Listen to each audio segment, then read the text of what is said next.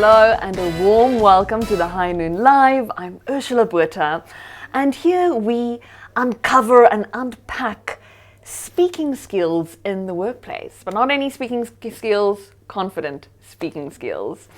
And today we're taking an extra special look at executive presence with our special guest, Tyrone Naidoo. Thanks, Ursula. Welcome to the show. I'm so happy to have you here. Thank you very much. It's a little bit nerve-wracking to be here, but I think we'll do fine. We will unpack that. We will Yes. unpack the nerves in a minute. Sure. But we've actually come a long way. I was thinking about it last night. I used to do sandwich making, Yes, I remember that. and you used to be head of communication Yes. in our church, and I used to always have to send you little pamphlets, and then you'd share that. Put them out, yeah. And here we are back to communication. So we've come full circle. I didn't make that link, so I'm glad you did. So you are in tech. Your specialization is Yep. tech in the world of finance. That's it.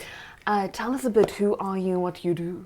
Sure. So, as you said, technology in the world of finance, I think that's kind of my forte. Been there for about 10 years, really enjoyed the space. Work at a large investment bank, so that's always challenging. But I think the world of technology and finance is one sort of rife for disruption at the moment, so it's quite exciting to be there. It's always changing, never resting on your laurels, so it's always good to be there. Exciting. So let's go into that word you said that's got its challenges. Yeah. How did you find your voice in this field Yeah. of high performance corporate world?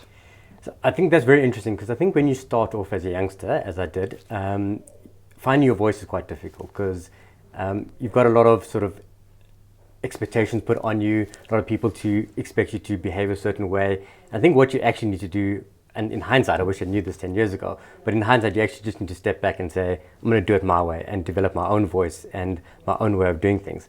I think when you try and copy somebody else's template or try and follow somebody else's footsteps, you don't really bring yourself to your role or your particular task that you have, or your own presence. You're kind of just mimicking somebody else. And I think that's kind of the difference between acting and kind of just being yourself, right? And that is so valuable on what the theme is also for today about authentic leadership. And sometimes it feels like the word authentic gets thrown around too much. People kind of roll their eyes. Yeah. But that's exactly what it is. It's going back to trusting yourself and that voice. That's it. Now, executive presence. I always say when in training, like everyone has presence, but not everyone has executive presence. Okay. There's different definitions, there's different ways to enter it. But I would love to know from you, what is your take on executive presence? So I think, it's a very interesting term, because we have the term executive, and then, that sort of means something to a corporate employee like me. You have executives.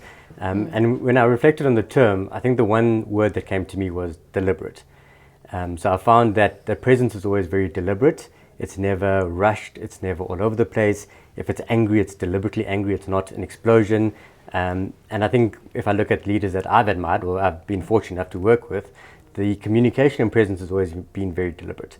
When it's fun, it's time for fun. When it's serious, it's time to be serious. When it's anger, it's time to be angry. It's never a knee-jerk reaction. It's always very deliberate, controlled, even if it isn't always pleasant, but it is always controlled. I love that. I love also your take on controlled, deliberate anger. What does that look like? I think, in the working world, and I think in most places in life, there is a right time to be angry. It's never all going to be fun and games. Things are never always going to go your way. And I think sometimes you've got to, just stand your ground. So, I think the difference is, I think we all know those like social media videos of somebody going nuts on a store employee because they don't have a particular item in stock, or your food hasn't come in time, or whatever it is. And it's very different to being angry where you call the person over and have a rational conversation. Shouting at a security guard because they won't let you in is not really going to solve your problem. It's being deliberate about the communication, knowing who you're talking to and what powers they have, and just having a real conversation with that person. I think there's a lot of power in having gravitas in those moments of showing teeth, of being direct, and having those heated situations. And you're absolutely right. That goes back into executive presence. Now, in my model of a Cogram X method for executive presence, the X stands for mindset. Okay. Beliefs play such a Yeah. big part in everything. Now, what limiting beliefs have you had to overcome in the workplace on your journey? Sure. So I think culturally, if you're brought up the way I was, there's a lot of respect for your elders. You don't disagree with people that are older than you, and when you get into the workplace, you have a job to do. And sometimes you'll be leading people that are older than you. You'll be working with people that are older to you, and it's correct to disagree with them. So some of those beliefs that you've grown up with as a child, and you don't talk back to me, and kids must be seen and not heard, sort of comments that you've grown up with, really kind of find their way back into your working life. So you almost have to break those down and say there's a difference between disagreement and there's a difference between disrespect.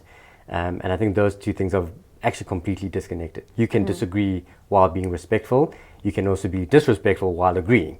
And those are all, completely different aspects. So that for me was a limiting belief that you almost had to get over, to say, how do I remain respectful at all times while disagreeing with somebody that I've been taught to blindly respect and follow my whole life? And that's something that, I'd say I've only recently sort of broken the chains. But you do have to sort of work through those beliefs. And I think what you've said is very important. The beliefs that you've grown up with definitely make their way into the workplace. It's not like you turn off home, Ursula, when you get to work and vice versa. There's just no such thing. And it manifests in your voice as well. Absolutely. So that respect but disagreeing Yeah. comes through in the tone of your voice. So that's why it all links together. But we're going to quickly take a short break, and be sure to come back afterwards, because we're going to be talking to Tyrone about gravitas and confident communication. See you now.